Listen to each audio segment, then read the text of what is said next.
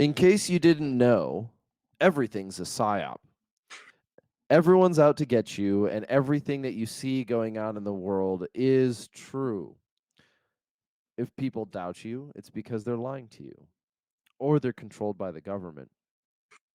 The idea that a conspiracy theory is simply something invented to discredit you should be seen as a warning sign. And so today, I have I am bringing on a guest who has or is currently employed by the federal government, right? Yeah. Go ahead and go ahead and introduce yourself, please. What's going on, guys? Marcus Singletary, also known as Sky Pirate Actual on Instagram, owner of Cloaked Entry Co. We teach covert entry and non-destructive entry for law enforcement, EMTs, the prepared citizen, you name it, we teach it. And you're putting together a distance learning version of your course. Are That you able are you able to describe any of that today? Sure. So one of the I made the course basically based off of the questions I get in the highest amount of frequency, right? So what tools do I need to start off with? What do I need to practice with? So I'm like, all right, cool. Let's start in a completely from the ground up beginner's course, which is going to teach them like all of the basics of just lock picking. So we don't go into really any bypass for this. That's why the course is so cheap. So the biggest thing is I'm taking all the guesswork out of it for them. So I'm sending them their tools and every single lock and everything about that lock in one package. So that way I can also track progress of the people that are in these classes. So that's kind of the point, is to take them from zero to knowing what the fuck they're doing, understanding nomenclature, understanding how locks work, and then what makes them tick. So that's the point of this distance learning version. It might expand to other things, but I would like to reserve all of the extra, like the bypass material, electronic bypass, key generation, all of those things for in-person courses. Those are a little bit harder to teach um, over Zoom. So Fair enough. Well, I look forward to seeing how that plays out because I think I'm seeing a number of things, and this is just from my little perspective, my perch here in my ivory tower, looking down. It's a joke. Don't take me personally. But I'm seeing I'm seeing there's so much interest in the radio world that there seems to be a new version of infighting in the radio world, which is not a bad thing. I mean, the infighting is not exciting, but what it means is that there's enough attention that people are kind of seeing it and become and building like opinions on it and having some sort of push and shove. If hey, I mean, if you just want to get into the raw numbers, if you've got, it's better to have, if you have two people with different opinions, that's still more than one person with one opinion. So fine, right? true. So it doesn't have to be pessimistic. The other thing I'm seeing is the whole lock picking world is starting to blow up again, and that might just be my curated feed.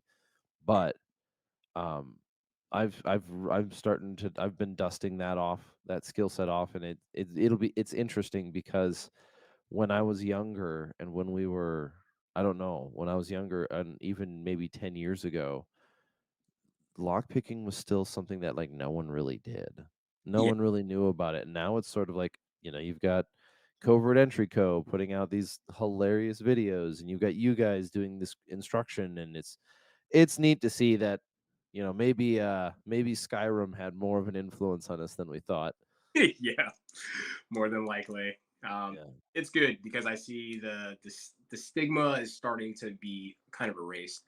Because back in the day, obviously, you had your locksmiths who were the gatekeepers of the realm, right? Back in the day, you get your fucking legs broken teaching, trying to teach civilians how to do the craft, right? And now you have the world that's starting to open up a little bit now. And these aren't just ham radio operators that know how to run radios. And these are now regular civilians that know how to program, maybe have a civilian version of like an SKL. They have their own keys and stuff. So they have a much larger breadth of knowledge for these once gatekept subjects than they ever have before. So, and obviously we have the emergence of the internet, which has made that infinitely easier. You can essentially go to college on YouTube for for a lot of subjects, so for free. Or you, or even in some cases, the education that you may acquire through decentralized means will be better off. Will be actually closer to what people, as a philosopher, people are going to refer to as critical thinking. You're going to achieve that not through the education system, but you're going to achieve that through individual intent. Might be another word. Um, However, I think there always has to be a warning sign. There is this kind of leads to the something we'll get into later, which is kind of, or we'll get into the lone wolf thing. Is this idea of we have responsibility? We each individually have a responsibility to the information that we engage with. But I think, and as we've said before, or as we'll say again, the lone wolf mentality tends to not be an argument of, let's call it, a tactical decision, but one of a character flaw. Mm-hmm. The lone wolf tends to be a lone wolf not because he has no one to depend on, but because he's unbearable as an individual. Yeah, most of the time that is proven true over history. I mean, maybe Elijah would have. If you're going to go Old Testament, Elijah might have a bone to pick with that, but even later he got so. Even then, man, there's a lot that we don't get to see, and in the Bible in general. Like the day to day, you might have the very highlighted points that are in chapters and verses, but we don't get to see the day to day. So he might have been a fucking prick. Who knows? For at some point in time, I think someone would have probably called him that. But I mean, calling fire, having God burn the altar and then also say kill all the priests of Baal. That's pretty a pretty Old Testament Chad. Oh yeah, for sure. I don't know if the word based would be a little too extreme at that point in time. You're like, oh, based. Well, it's more like charbroiled, but whatever. Oh, Moving on without worse jokes. So yeah, so I mean, lock picking is a useful skill, and I think there's no reason why someone can't pick it up now. mhm. Um, but I can stand here with some confidence that I don't think there's some moral imperative that you have to. No, I don't think so. But it's a good thing. I've found learning how to pick locks is kind of like riding a bike. Once you kind of get it, you kind of never lose it. You just may not be as good at it anymore. Right, correct. But with a so like shooting is once you've reached a certain skill level in shooting, your baseline kind of sits here for a little bit, and then with a little bit of practice, you can get back up there pretty quickly. But your baseline is going to go back. Whereas it's not like you're capable of picking a lock and then you don't do it for 3 months and then you can like have to start at square one all over again. Mm. So that's a cool Wayne.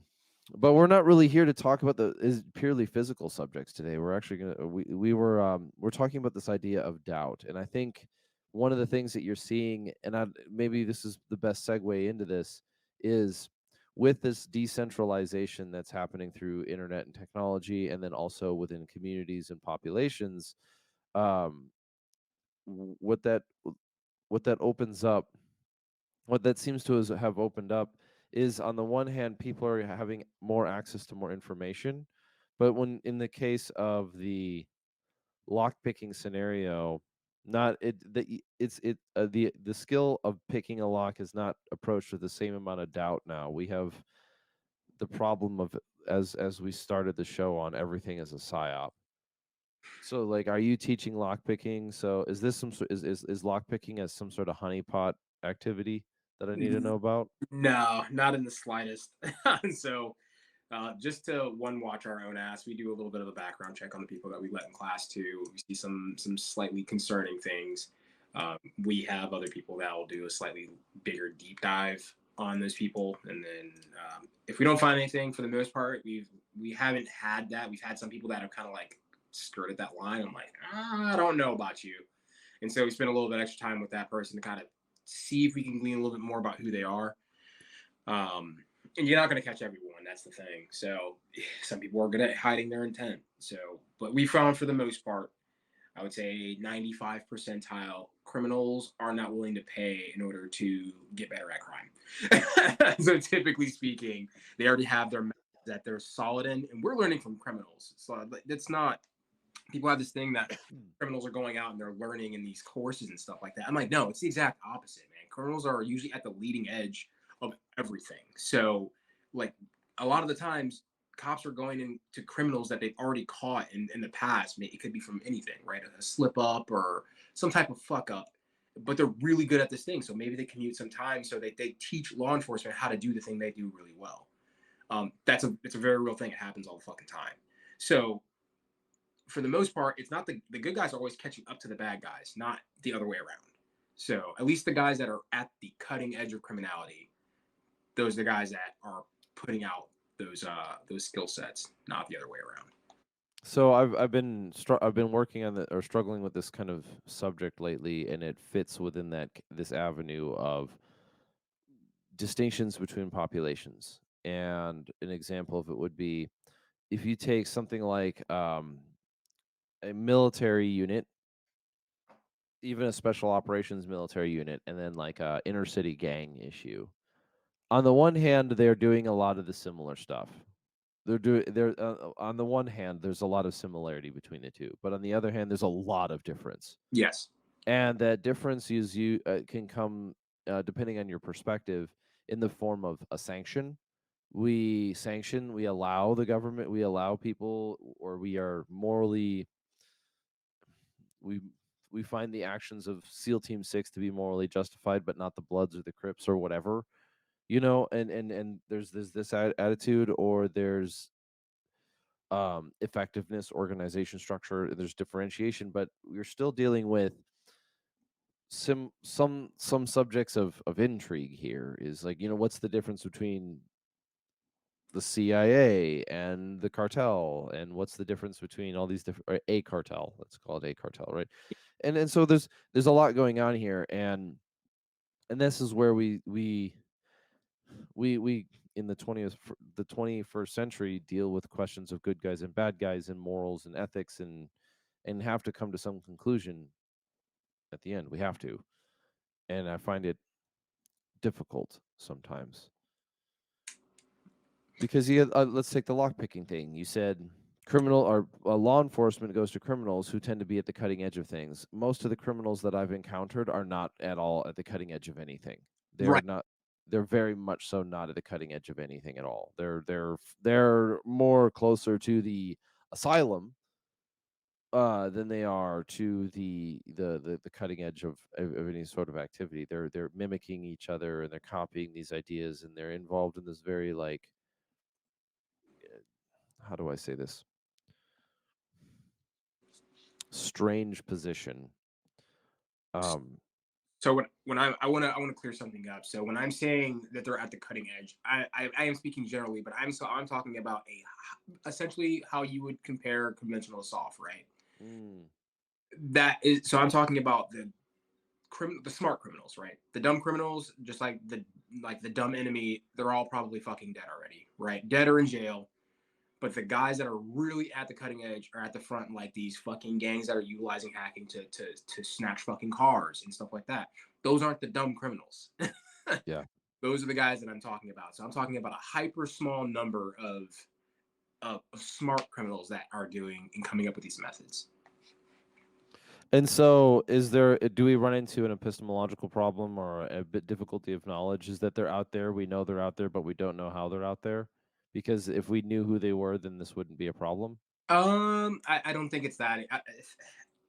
I don't think they're enough of a problem that they're really being paid attention to that much. Okay. Okay. So in other words, there are people who are accomplish, or let's just say committing forms of crime Yes. in the sense of, like, I know this is true. I'm working on better understanding it and Yeah. trying to correct how I think about it, because it can get a little Robin Hoodie, if in a negative sense, to be honest. Yeah. Oh, there's these brilliant criminals who are out there doing the Lord's work, and they're, or whatever you want to call it. And it's like, I mean, they're still pieces of shit. Yeah, they're stealing from people that they're not rich. They're not. They're everyday human beings. And granted, does that matter if they're rich or poor? Not necessarily. But fair, fair, fair, fair. but yeah, they're just opportunists, like everybody, like every other criminal is an opportunist. It might be a crime of opportunity. So they're like, you know what, we can do this thing. We have the ability. Why fucking not make some money off of it? It might be as simple as that. It might not be some fucking grandiose reason for why they're doing it. Like, yeah, we just want to make some fucking money, or see if we can do it. Because in the past, I've been that way, where I was like, you know what, I'm gonna do this thing because I want to see if I can fucking do it. I want to see if I can do it. Yeah, I want to see if I can make it work. Exactly. So it's a lot less about like, oh yeah, I want to steal from this person. I'm not trying to steal from anybody, but I want to see if I can get into this place. So it's like, well, that's a little bit different, right? You, This, you see a similar ethos amongst people who engage in that sort of urban exploration kind of stuff. Is yes, that absolutely some some people are there to have a little bit of an adventure and try to figure something out, and other people there are there to they get in and they want to break stuff and they want to create a mess, and correct. you're like you kind of miss you. There's a very big difference between those two. Yes, the moment you start breaking, the moment you start breaking things, you're taking that opportunity of exploration away from everybody else after you. So it's like I don't respect that. It's like leave it the way it is. It's a little selfish. It's a little bit selfish. You're just like, you know what, fuck this. I'm gonna destroy this place. Like, dude, why? What's the point? And I've seen plenty of those places too. We have places out here that are abandoned, giant abandoned mansions and stuff like that that are fucking destroyed after the case. Mm, And I'm like, man, that's a fucking waste. that Such a sucks. Yeah, super shitty. So a lot of these places online or these pages that do a lot of the exploration don't even tell people where it's at because for that very reason. Yeah. Well, let's go back on it. Let's do a hard segue back to the original subject, which is how everyone's a Fed and how that's a perfect psyop. Yeah. We started down this road, and we started down this road because of a growing trend, and I'm making this mention right now. No, like full disclosing it in the sense of I saw a comment by a Twitter user by PNW by the name of PNW Gorilla who um, made a statement about how the everyone's a Fed question is a perfect psyop. In other words, and this idea that what I mean by everyone's a Fed in perfect psyop, being a perfect psyop in his, from what I understood from his direction, is that if you can convince people, if or not, that's not the right way to start it at all.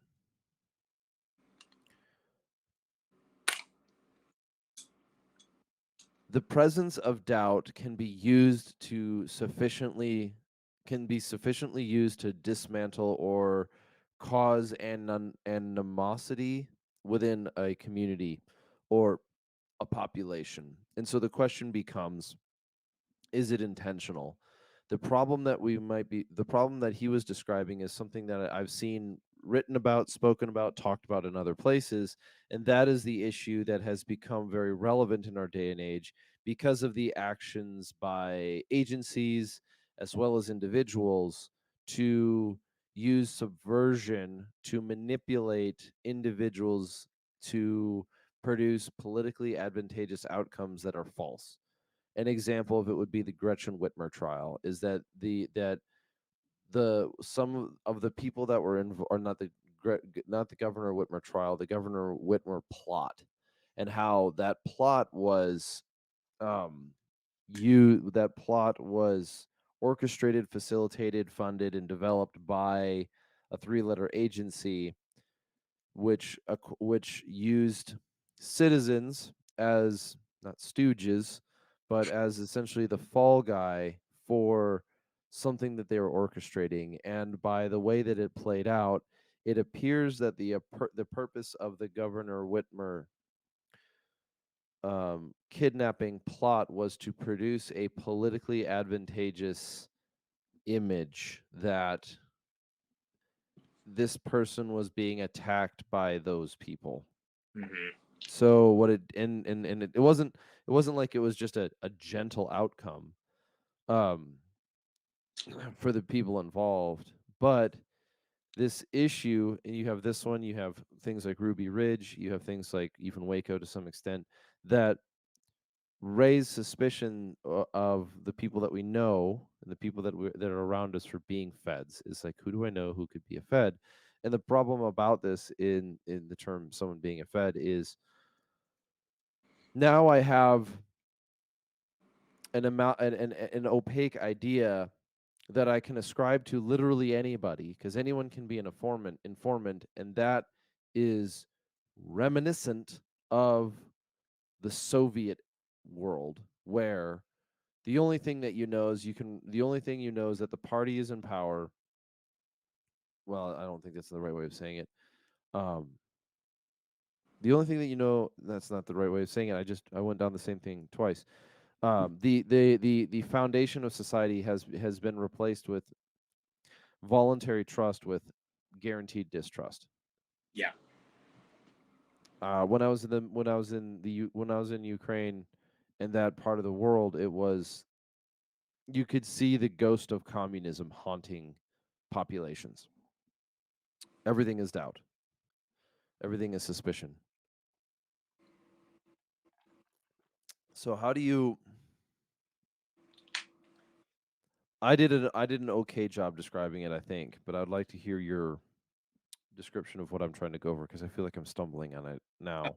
So essentially, when you say reminiscent of the Soviet era, you're thinking like what's the secret police essentially, right? So you have like the German Stasi, and then you had what's the other one? There's the Stasi, and then there's man, there's another one that I'm forgetting about big time. Give me 2 second. While you're working on that one, I'm not so much thinking about the secret police themselves because you're gonna but I'm thinking about um making the status quo or the status quo of a population, not making it, but the status quo of a population being a fertile ground for manipulation through doubt. In other words, um, breaking up social structures, communities, sometimes gangs, by seeding doubt within that population that anyone else on the team is who they say they are. Yeah, yeah. So that was a thing. So the reason I said I related it back to Okay. not so much to look at the secret police themselves, Okay.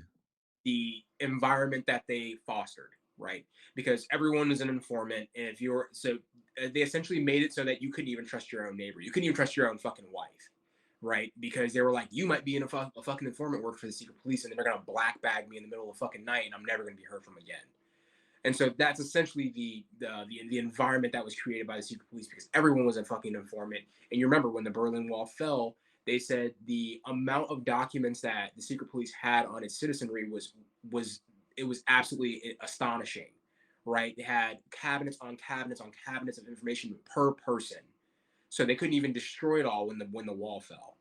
So essentially that's what's happening though. It's like they're able to foster that in that toxic ass environment of like, is everybody a fucking fed? Are you a fucking fed? Is my own wife a fucking fed? Like it would almost drive you insane.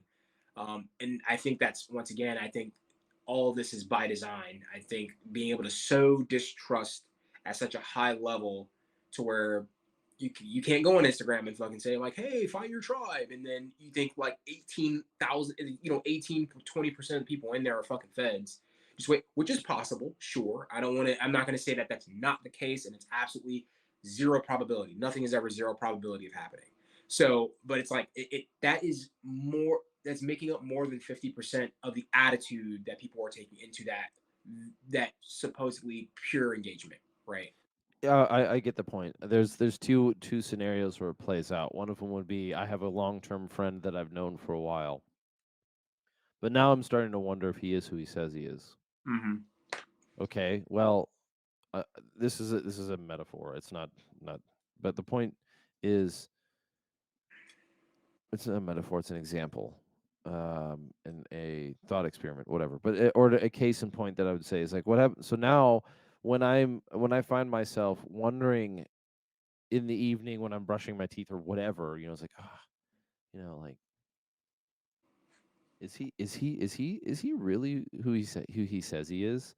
That was the moment where I started becoming concerned about something like this, not because I was afraid of him being, in this case, a Fed. It was like, wow, it was a case. It was a moment where on the one hand, I felt vulnerable and not in the good way, but I felt vulnerable, like if the environment that I live in can convince me to even be suspicious of people I've known for 20 years, but then you have the issues of the wives and things like that, then that's not a world I want to live in anymore. How do we counter that? How do we counter that growing trend? Because in the example of the Berlin Wall, dude, we have the internet. You know what I mean? And so now there's a file on you that is probably larger than any file that was ever built Yep. by the German secret police in East Germany. Would have been East Germany. It would have been Eastern Germany, Yeah, it was East Germany. and and it all came about not necessarily by accident, but it's not like there's a guy who's in charge of it who's been keeping a file on you. It's that they have the internet now. They don't need the file folder anymore. Right. So, there's a lot of room for discomfort there.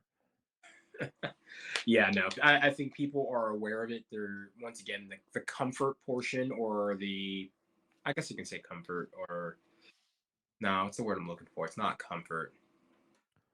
There's complacency. That's not the word I'm looking for either. But I guess I'll leave it at, we'll leave it at complacency for right now. But it's easy. It's super. It's convenience. That's what I'm looking for. Everything's convenience based, right? So it's convenient that I get to talk to people on the internet and not have to fucking call on the telephone every fucking day. It's convenient that I have all my friends on a list that I don't have to keep in mind of, we don't have to have a fucking Rolodex anymore, right? We don't have to have physical copies of everything. Everything is just, they added me online. I no longer have to take care of that. And of course, you have a fucking Rolodex. so, so I think a lot of it is just convenience driven, right? Um, on Instagram, I think it was this one hot intel chick. I think that's her actual tag. Was talking about, what is it? Your online, your, I think it's online exhaust or something like that.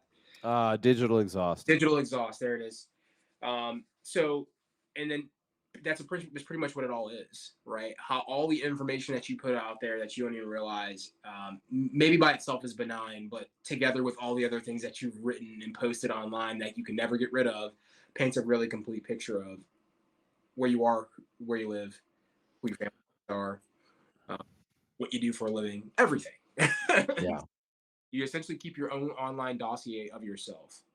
Well, there's a reason why we have human intelligence, Yep. SIGINT, signal intelligence, and then OSINT, open source intelligence. Like, there's a reason why we have a new department in that regards, and that's because of the amount of information that we can acquire and glean on people through open source information. However, I think open source, especially in your digital exhaust, requires a certain, let's just call it, skill in deciphering it effectively, and sometimes that skill is dependent on a goal. And I want to be careful about, not be careful. I want to be careful. Yes, I'm going to be careful about not straying too far into the digital exhaust part of this conversation, because the primary concern we're focused on is the social one, and that is that we are fostering an environment of suspicion towards one another. Mm-hmm. Are we fostering an environment of suspicion towards one another? Because I should want to be able to be open with you in public with you, but now we feel like we can't about certain things, which, feelings come and go. Yeah.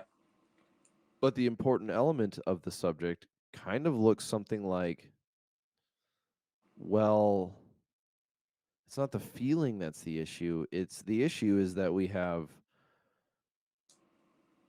undefined limitations and expectations in a 21st century world, or a priority of security over community, or I don't know. It's just it's such a fascinating problem, Yeah. because the digital exhaust thing is a really good example of what not do not put out information into the world that is frivolous and damaging, or frivolous and compromising. Cases and examples of this one is, there's an organization being started by a group of people in the overlanding community, and it's Sea Change Global, SEECHANG Global, and the inspiration of it, um, in some ways, came from a guy by the name of Mr. Dorn, who was was able to document an event where a solo traveler A woman who's a solo traveler had a very, very bad series of events that happened to her. And ultimately, it showed that one of the examples of how things like this do happen is that people post pictures of themselves through social media that can quickly be understood, deciphered location, Yeah. and understood that they're alone and they're vulnerable. And as a result, the what would have been a wiser practice is to post that picture 5 days later when they were no longer in that environment. But instead, and then things happened, and this is not the entire scenario of it, but this is a case in point of what happened. Is this gal posted a picture of where she was at. People with malicious intent knew how to find her. They were in the area. Bad things happened, and then even the local law enforcement apparently made it worse. And so, I'm not saying it could have been avoided, but um, it certainly didn't. She provided the information needed for the predators to find her. Is probably the best way of saying it. Yeah. But that's not the same thing as not having trust in your fellow men at Right. all. That you also can't say trust your fellow man, but provide opportunity to people that don't even like you, or that you don't know. Or the worst part is not being aware of something or someone. That's the worst part. It's easy when you have an enemy that's known, but when you have enemies that aren't known, that's when it's actually dangerous, in my opinion. When you have enemies that like you have enemies that are not known, are you talking about an unknown or just a single one? I know that that's a specific term. Time and place, unknown. I don't know where and I don't know when. Or you know that they exist but you don't know who they are. So Unknown. exist Both of them suck, but an unknown's even worse because at that point you don't even know to, for your average person, right? They don't even know to have their guard up to a degree where they could notice if something doesn't add up because you don't even know it exists. So, okay. so like once again, we're talking the average person here. Some people are switched on when they're in public. Some people are absolutely fucking not switched on when they're in public. So if a girl knew she had a stalker, right, she's automatically gonna kind of be, and I hate to use this, but a condition orange or condition yellow, whatever the fuck they like to explain online, right? Sure. There's color code or some shit like that. Um, Not related.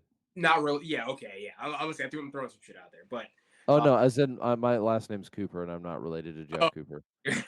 so but that's what I'm thinking of is like she understands that she has a stalker. Maybe she doesn't even know who the stalker is, but now when she's out, she is not sitting at a white, like completely unaware, whatever. She's like, I have a stalker. I kind of need to be aware. So now you're here. So an unknown, when you have no idea and you're not switched on normally, you'd be sitting at white. If that, Yeah. Yeah, I get it.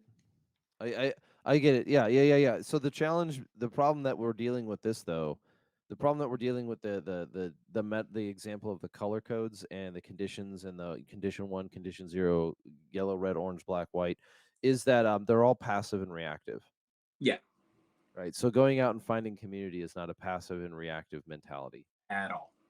And so now the thing that seems to be getting in the way, one of the things that seems to be getting in the way or even counteracting it or counterproductive to it is doubt, is suspicion, is they're a fed, is this mentality, and this what do you call it? The boogeyman Yeah, effect, right? In some ways, it's even a monomania of they're out to get me mentality, and I think we see this in different scaling effects. Um, Not scaling, but we see it in different maybe levels of intensity is close to a better description. mm, Because there's one thing to think that like everyone's out to get you and the world is against you, and I don't mean this in like kind of an emo kid in his closet way. I mean this like in the sense of, oh my, the federal government's out to get me, and then when you get to know the person, they're like not that they're not that person. right. Why are you it can become, it goes back to like a character flaw thing where it's a little bit of a self-obsession or a need for a sense of importance, and so you're recreating the world into a fantasy to make yourself feel important. Yeah, um but then so that would be closer to what we would commonly refer to as a conspiracy theory, is a rewriting of the order of the world that somehow places you in a position of like enlightenment by default. Okay, we're not done. We're not good with this one. But then the other side is you brought this up in the pre-show, the Disinformation Governance Board, which was disbanded in August of 2022. In some ways, thanks to Jack Posobiec. So it's an information game. Yep. Yeah, distrust, trust but verify, distrust but verify. I think this. I think the Fed question is a problem. We haven't made any solutions in this conversation, and we need to ground it. I think once more. Yeah. I sadly don't think there's really much of it's going to take a certain level of understanding the vision over the consequence before people are like, you know what, if there's a fence group, what the fuck ever, right? As long as certain things aren't happening that would cause the Fed to act and come down with the hammer of the law and destroy the entire group, right? Um, that's a really hard one, honestly. Once that trust is already sown or that distrust is already sown, it's so hard to root that out because it's almost a part. It's almost become a part of the culture. Like you go online, everything is you're a fucking fed or good job, glowy or whatever, right? Oh, you're a fucking fed if you ask me what my loadout is, brother. No one cares, man. It's for the conversation. Holy shit! Like it's now become so ingrained in the culture. I'm not sure if and I have seen other people that have kind of defeated it. They're like, you know what, the vision matters more, right? The vision of the community that we envision matters fucking more. So, and that might not mean that there's never any overaction, but it's so far up the line. They're worried about just building that cohesion and all that stuff beforehand. Like none of that other stuff even fucking matters right now, but they can't even get to that point because they can't trust anyone enough to even start the journey. So it's really going to be like it's going to be heavily built on a person to person basis. It's going to be the most subjective. It's probably the most subjective thing you're going to run into. Yeah, which becomes very, very difficult when if you have no interpersonal communication skills. Right. But I mean, and to be clear, I've basically met nobody who's in that camp. But it adds value to communicating and Wait, learning to talk. And which camp are you speaking on? I've met almost nobody in a status that has no interpersonal communication Yeah, skills. I think it. Yeah, I mean, what I'm saying is that like I am providing an out for those who are listening. I'm providing a window of saying, you know, some people are not as articulate as others, and you could get better at your communication skills. But I don't think there's anyone I've met very few people who I'd say like when it comes to communications, you're hopeless. I have no idea what to do, and I'm talking like three people. Like, and no, it was none of them were from Alabama. right. Aye, Well, fucking corn fed, dude. Uh, cornbread. dude, so I really find this because I saw it yesterday too, which is the funny part. So I'm in a bunch of different chats. It's so fucking hard to keep up with social media, which is why it takes me sometimes almost an entire day to get back to a text message because I'm like keeping up with probably less than 400 fucking people between 8 apps. Woo. It's brutal. Sometimes I just turn my fucking phone off. But there was a conversation that came up in this group chat. Yeah, I think it was literally last night. Same thing. They're like, how do we find these people? And there was pretty much just one guy that was wanting to bitch about the problem. And then there was another guy that was just saying, like, well, motherfucker, you're not gonna solve this problem by bitching in this group chat. Like, go touch grass and talk to your fucking neighbor, dude. And that's essentially like what he was coming out to. But I think they were also discussing two different types of relationships with your team. They're like, oh well, I don't know if I can trust the guy that I'm only training with like once a month and da da da. And he's like, you got to start somewhere, man. Once again, like once he said at least once a month, not once a month. But it's like, especially if you're talking about like, for some reason, civilians have a hard on for CQB. I couldn't tell you fucking why. I mean, I can tell you why. I can. It's such a ridiculous question, but I can tell you exactly why. Go for it. Yeah, because we live in houses, and because it's been out of reach for so long. because everything that we do is like, oh my god, whether it's from video games to movies to television to like culture and shooting and stuff like that, because we live in urban environments and we or semi at least semi-urban environments. Yeah. And so like I don't mean to I think the obsession about CQB is actually closer to an obsession about complaining about it. Mm, So I think I think it's the civilians don't have an obsession with it. That's not the case. It's just that it has suddenly become extremely available mm, and much more much more much more attainable is probably the better word of it, and it's also a subject of interest because it's a skill set. It's mhm. also a sign that people are like, okay, would you rather have people obsessed about CQB or still arguing 9 millimeter versus 45? Neither. No, I'm kidding. I Right. don't. The 9 mil versus 45. I never got entrenched into that either. I mean, Hmm. yeah. I guess it's just weird because I understand that CQB is a part of a vast amount of things that you have to do. Hmm. It's I won't even say it's the most difficult one. So that's what I'm. But it's the most likely for them to run into. So that's a good point because we all live in fucking in buildings, right? So I get that from that standpoint. Um, It's also the most unique. It's also the most difficult to put together in a good training scenario. And I mean anything other than a glass house. It's like there is a reason why it's so much interesting and is so interesting and so pursued. It's because it's also been the hallmark of the excellent operator yeah, for 20 years. I Like I think that plays closer to the reason than the one you initially gave me. sure, I think there's something to be said there absolutely but it just I don't think there needs to be a lot of credence given to the complaining about it because the guy who complains about I'm not saying this is a universal, but this is something to be concerned about. If you find yourself complaining about everyone being obsessed with CQB and you're not, and that's where your training ends, then why should anyone care about it? Like why should you care about your own ideas? And we don't want that place. That's not a good condition to be in. So there, me saying I don't know why everyone's obsessed with it per se is not me complaining that everyone's obsessed with it. If you're obsessed with Oh, it, fair, fair, fair, fair, fair. sure. Like that's whatever your that's your prerogative. Hmm. There are a billion other things that are probably actually going to be a little bit more useful to you, but understood. Like if that's the way you want to rock it, that's on you. Um, what did we talk about to even lead into the whole CQB Well, we conversation? were talking about this one in the sense of we were talking about suspicion towards other people and training Oh with each other and having these challenges of because we have a we unfortunately we've taken about 40 minutes to put together all of these disparate pieces and they all have to be pulled out of the woodwork because in some ways I think we're dealing with a very amalgamously difficult subject.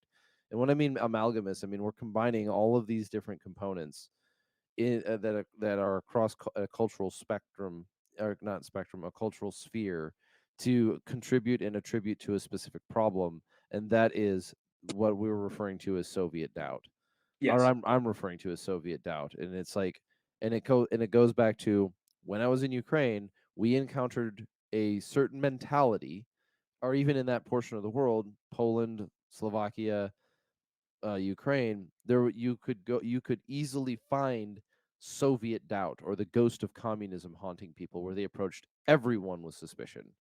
right, Not the suspicion of I'm not really sure who you are, but like the first thing I consider that you are is that you're a Russian spy. yeah. Like Um, yeah, we left off on the conversation that I heard the night prior. yeah, and the guy's talking about who he's training with, and he Right. And one guy's just like, oh well, we need to, I want to be able to train multiple times a month. I'm like, all right, man. Well, like life is real. Also, like being able to tell your wife or your children that you're not going to spend another weekend with them because you're going to spend it in the woods with your boys doesn't really fly well for a lot of people's fucking families, right? Or they have that at the very least they have to be kind of bought in on your vision of why you're doing it. And so he's just like, I can't find that level of commitment. That's what he was arguing was level of commitment. And guys, from other people. yes, and also those same guys that are willing to actually come to his aid in a time of need, which I was like, I'm like, that's where you're really going to run into the problem, is that you're not gonna, I don't think you will have any problem finding a shortage of people to train with. I don't think that's your problem. Hmm. People that are going to have that same buy-in to actually utilize those skills in a time of need for you and leave their family to do that is where you're going to find your problem. And grant, Absolutely, yeah. speaking of a very small timeline, the timeline for catastrophe or anything like that is pretty long, right? There is the pretty much the buildup. If everyone understands and knows about it, or if they don't know about it, that's even worse. And it happens, kind of stretches out a little bit. But if it's something like a hurricane, it happens every year. I know when it's coming because it's being tracked online, so Yep. you get to kind of prepare for that. So now there's the preamble, right? So news, the event itself, and then everything else that happens after the event, which is sometimes worse than the actual event itself, aka Katrina. Right? Katrina caused a lot of fucking damage, but the damage that the people did after that was was fucking god awful, right? Mhm. So I don't have the I don't I was I think overseas when that happened. yeah, But I my buddy. He still lives in Louisiana right now. I told me about everything that was happening, but granted, that's from his anecdotal point of view. So and I went to there was a well, when I visited New Orleans, which I know I'm not pronouncing it right. We ended up going to a museum that had a very large display series on things that on some of the effects pre and post effects of Katrina. But So that's uh, that's kind of the thing. It's like, all right, well, at what point in time is it going to be okay for you to put your family essentially on the back burner to go help your buddies out in a potentially dangerous situation, in which you might not even make it back to your family? Are they going to be okay with taking that risk with being like, maybe you just say fuck them and you go anyway? But is that cool or okay to leave your family to go take care of your buddies? Unless you guys are all going to come up into a specific area together and something that's pre-planned. But there's a lot of stuff that doesn't get talked about, like getting your family in on the vision. They have to understand themselves. Some type of training for your family because you're going to be running off to go help your fucking buddies. There's a whole lot of extra shit in there that doesn't actually really get talked about. And I'm like, all right, all the CQB and all those conversations are fucking dead in the water, bro. It's dead in the water because you're not doing the thing that secures what would crush you, that would crush your fucking spirit if it were to get swept away. I know if my wife died and all my family got killed because I didn't take care of them, that would crush me. I'd be useless afterwards. That's how most people would fucking be. That's why it's a lot easier to fly 3,000 miles away and fight an enemy versus fighting them on your soil. Because yeah, very much so. So I guess so. Let me ask this question: uh-huh. Why are we so obsessed with some potential scenario instead of what we actually care about? Why or what we think to be right and true and good? Like the founding fathers didn't fight for America because they wanted to have an apocalypse, Right. right? They had some vision for the future, as foggy as it could have been. They had some grievances that were not being addressed by their government. They had economic and physical. They had economic incentives in some places, and they had perspectives and desires and values and virtues and books and books and books and writings and the Federalist Papers and so on and so forth. You know, so and one of those things was what happened at Concord and Lexington and the attempted confiscation of firearms and the restriction of liberties and the taxation and all this other kind of stuff. So like this idea of training for some sort of fictional scenario where you and your buddies are going to go out and have to do goon stuff is is not this is it's not that that goes away. It's that it's not that that goes away. Is that why is our justification always some sort of catastrophe? Why is it always a catastrophe? Why is it always some sort of why like can you not just do the right thing because it's right? Can you not just pursue skill and ability and the concern of your family because it's right? If your family's not in on it, then you're not doing your job. You're Yeah. not you're not if your family if and I don't mean your family's in on your vision Right. in alone and in your perspective of threats and what could be happening. I mean very much so in the sense of if the rift between you and your family is something that you are building secret plans to do the things when the bad stuff happens, and they're just not going to listen to you because they don't take you seriously, maybe you're not someone who should be taken seriously at all. Yep. Maybe that is the case, and maybe there's some question here of it's not your antecedent that's the problem, it's your precedent. Hmm.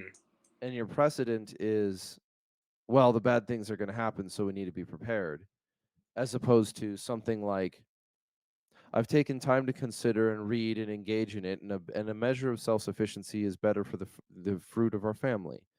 And that self-sufficiency might look like not being dependent in every shape or form on the government. Yep.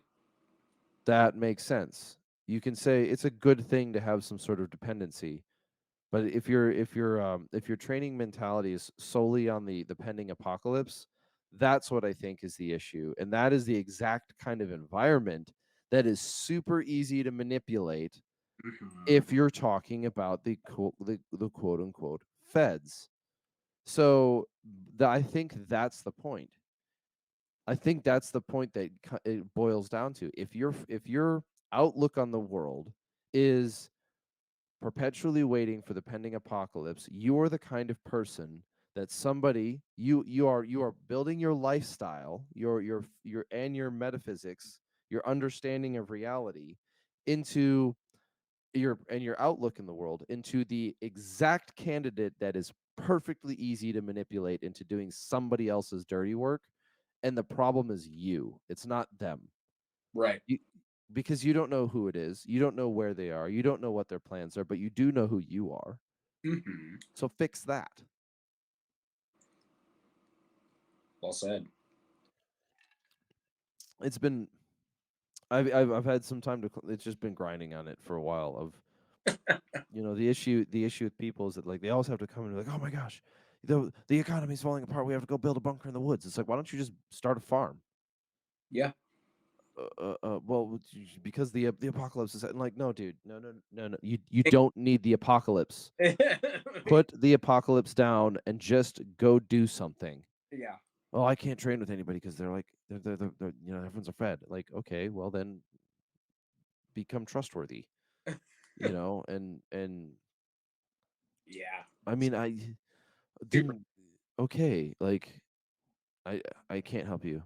Yeah, and don't get me wrong, like I could have probably looked something similar to that a few years back, maybe. Who knows? Uh, I've been that person. Maybe I think I don't know. and then I'm just like, you know what? I realized like that's some real like black pill mentality, man. Like that's doom porn. That's you're hoping for the worst so you get to justify your purchases.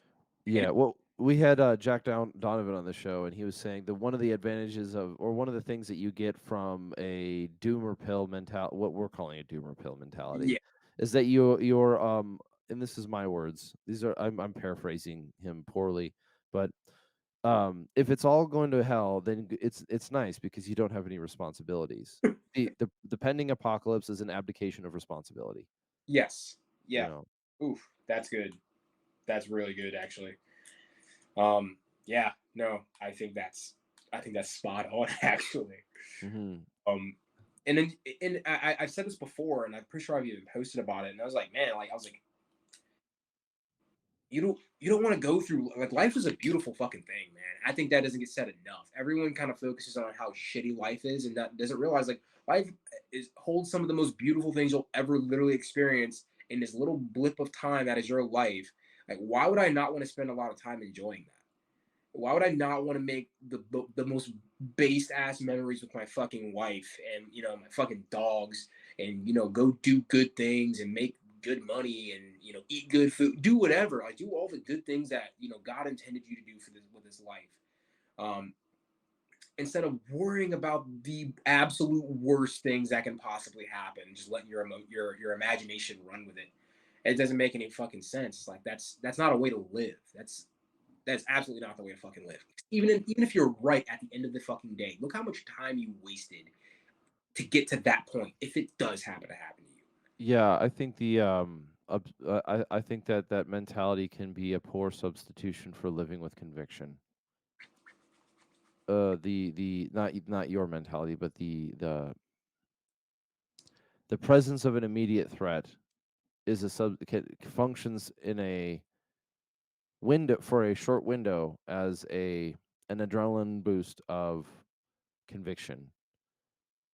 Well, we saw this in the riots in Minnesota. There was a window where people had a great amount of conviction, and they were like, "Oh, there's things that have to happen. We need to take care of ourselves." And then over time, that kind of went away, and there was almost a hangover from the immediacy of the problem, and that would be a good example of it. Let's move on here. We're at about 55 minutes, so we're going to be taking a break here in about 5 minutes to conclude section or portion one, part one of this episode, and then we'll start up again for part two. Um, what is just on this subject alone, on the combination of distrust from internal, sowing of distrust. Um, you were talking about a book earlier? Was it called Secrets of the FBI? Yeah, yeah. And what are some takeaways you took from what is something? Have you finished the book, right? I haven't finished the entire book. No, I'm towards the end here, but the I looked at it based on a recommendation from another instructor in the space, mainly because like we do a lot of team-based activities, right? You see the power of a team, what a team that is dedicated to a singular task can be capable of, right? Especially if it's not has nothing to do with guns, right? Hmm. Team dedicated to a really specific task and do a lot of crazy shit. And that's basically what the first I think 7 or 8 chapters of the book is just going through history of like FBI TAC teams, which pretty much they're in charge of essentially breaking and entering under a court order, right? So they break and enter, they install bugs, they do fucking recon, they gather information intelligence. Um, and they employ these massive teams to do it, right? And they're not the only ones to do it. Obviously, fucking spies do that shit. Um, Agencies you probably never even fucking heard of that don't have official fucking names probably do the shit too. Gangs probably fucking do it. Who fucking knows? But there are, I think they said the teams are like 15 people deep, and they have teams that are dedicated to specific tasks. So like surveying. So they have a survey team that literally is constantly watching a certain radius of an area, and they might do anything. They might pay off people that live in apartments, so they have an actual sight line to the place that they're looking for, um, and so that they can sit there and they can watch that shit 24 fucking 7. So that way they can get patterns of life, work hours, anything. Who lives in the house, possible friends, and it goes down to the nitty gritty. But they compartmentalize the group in such a fashion that those groups would be in control of really specific tasks. Then they had the actual breaking and entering team. Then they had a team that was in charge of cleanup post break-in team. They had guys that were there strictly for distractions. They had a whole bunch of shit though, and shit still went wrong. But it was super interesting because I've been employing this concept for certain training for the company. And it was just, as I was listening to this, I was like, holy shit, this makes all the fucking sense, and this is why it's so fucking effective. And I'm like, why doesn't this get used anywhere else? Like this is just as valid of a skill as everything else. And quite frankly, when you're talking about usage of a skill, it incurs probably a little less risk than obviously employing something like your firearm.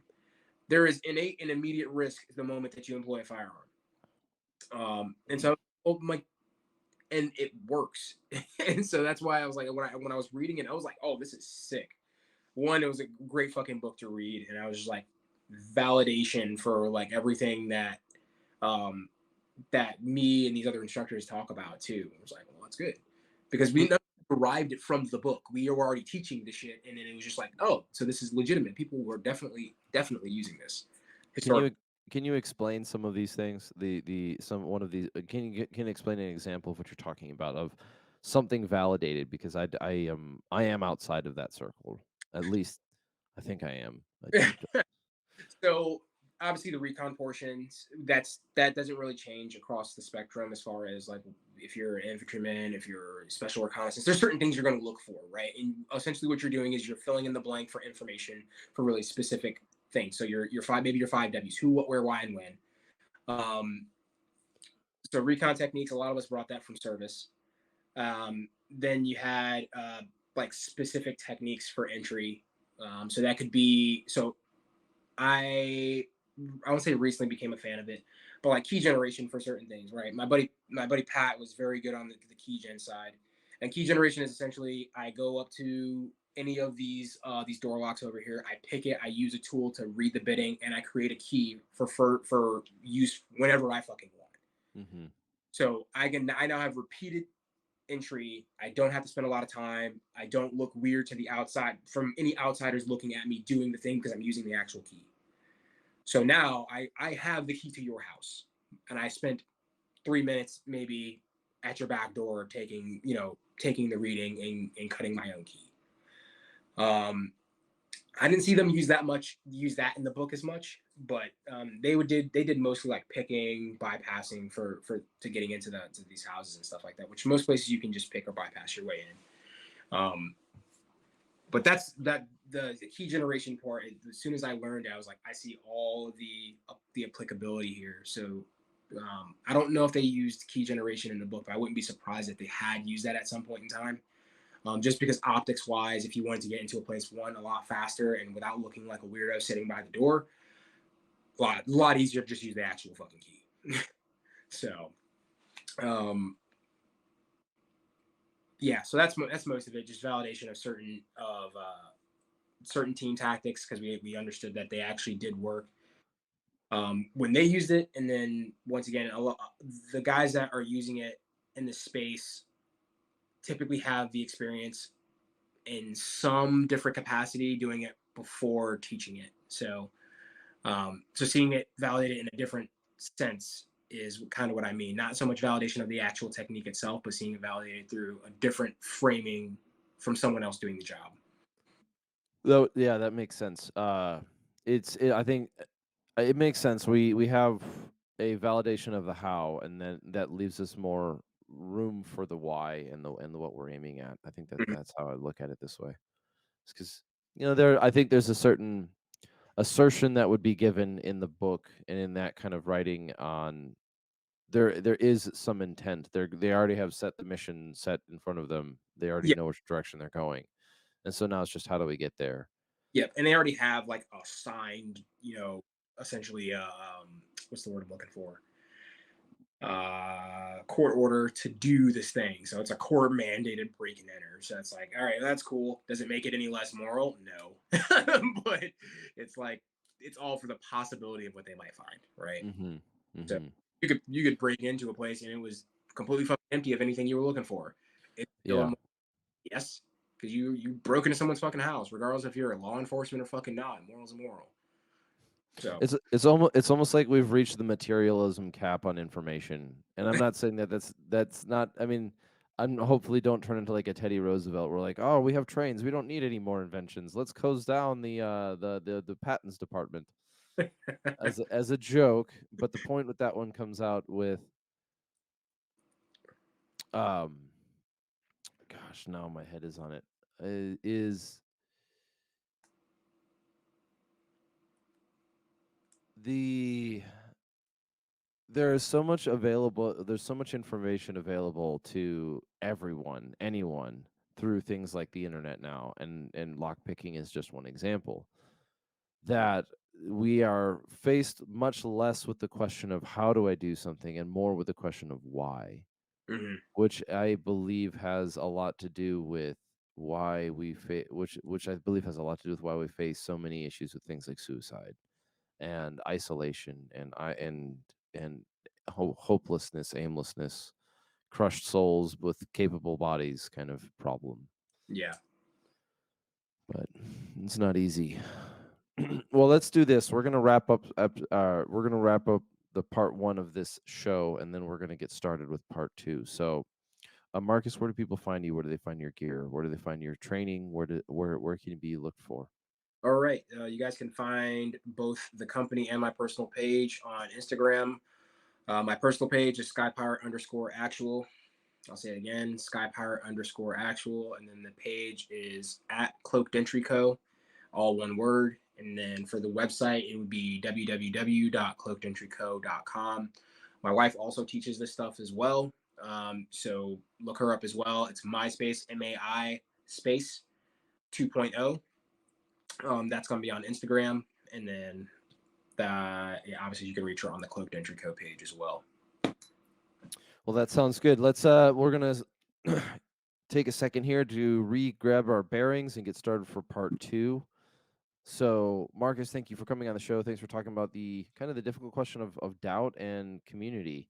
So, I appreciate it. We're gonna get ready for section 2, which, as far as I have in my notes, is something I'm gonna find really exciting, being power and anonymity, and then the difference between a focus on excellence and a focus on safety. So, if you're looking forward to this conversation with Marcus here, stick around for part 2.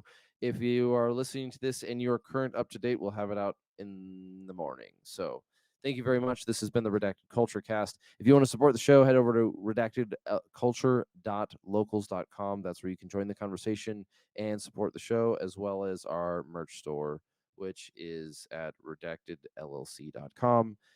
It does keep the lights on. We do appreciate the time here, and we've got some pretty fun stuff coming out in the later part of the year. So stay tuned, and we'll talk to you guys later.